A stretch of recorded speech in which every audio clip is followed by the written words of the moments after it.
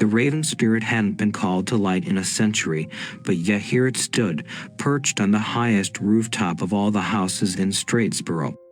Some of the rumors were true, the ones you chose to believe at least. The Raven hadn't been around for a while, but those who caught sight of it knew it'd be best to stay home the whole day.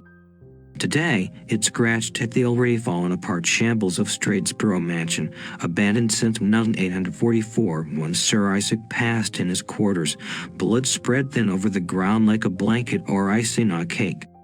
The Raven spirit had been there on the night of the murder, and here it was again, a grim reaper, a fortune teller, perhaps a warning waiting to happen. Julie Moon wasn't in a good mood.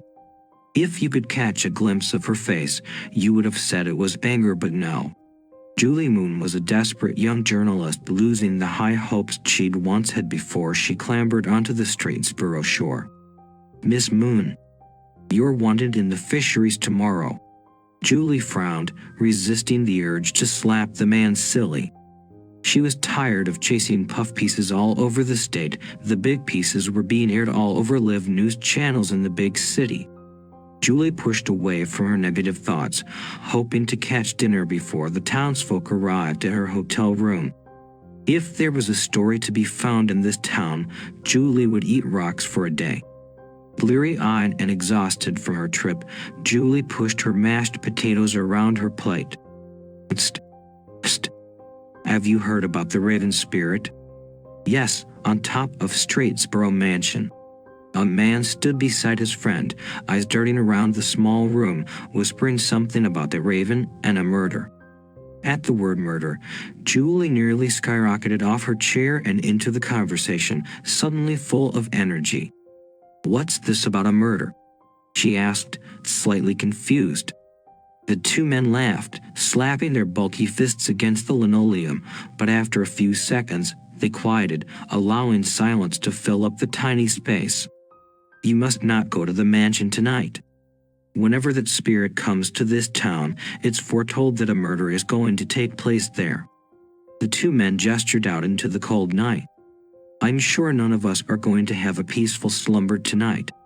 The Raven was hungry for something other than fish.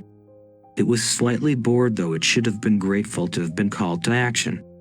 Out of its side eye, it caught a glimpse of a young woman along with another person holding a camera, attempting to enter the mansion. Distastefully, the Raven stabbed at the fish he'd caught, letting red liquid bubble on the inside.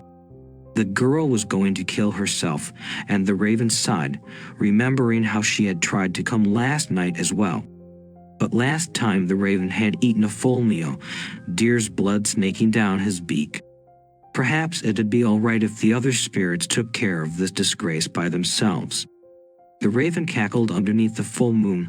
Only the stars above could predict the events to come in the mansion tonight. On her way up the road to Straitsboro Mansion, the second time she had been up this hill, farmers stopped their weeding to shake their heads at Julie, other townsfolk boarding up their windows and smashing every lamp in sight. The castle mansion had a gothic aura to it, like a flock of bats would emerge from behind the walls at any second, ready to latch onto any bare skin they could find. Julie and her friend entered from a broken window around the back, holding their cameras close to their chests, hearts racing wildly. They tried to avoid their rusted nails teeming with termites, watching spiders creep across the floorboards and over the roof, threatening to lay their crusty eggs in Julie's scalp if she idled too long. But before Julie Moon could take another step, she heard a terrible screech and then a thump beside her. The Raven spirit lay there dead, a hideous gash ripped through its fur. Julie felt a tremor vibrating up her spine, but straightened up, swiftly kicking the dead bird over to one side. Suddenly, she heard a crash coming from behind her, and as Julie Moon turned around to see a discarded camera lying on the floor along with the dead body of her friend, everything went dark. And Strude hefted the garbage over her shoulder, grumbling under her breath as she tossed it onto the growing heap sagging on top of the once glorified Straitsboro Mansion. Her father would be growing impatient at the farm by now. She often wasted away in front of the old rotted thing, musing of the possibilities of what lay inside.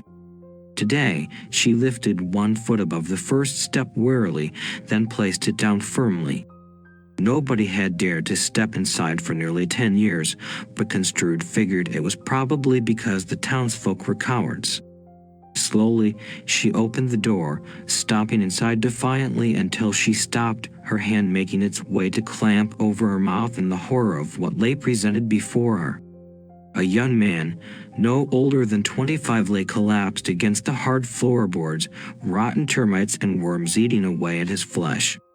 Construed gasped at the sight before her, but as she began to back out of the house she bumped into something.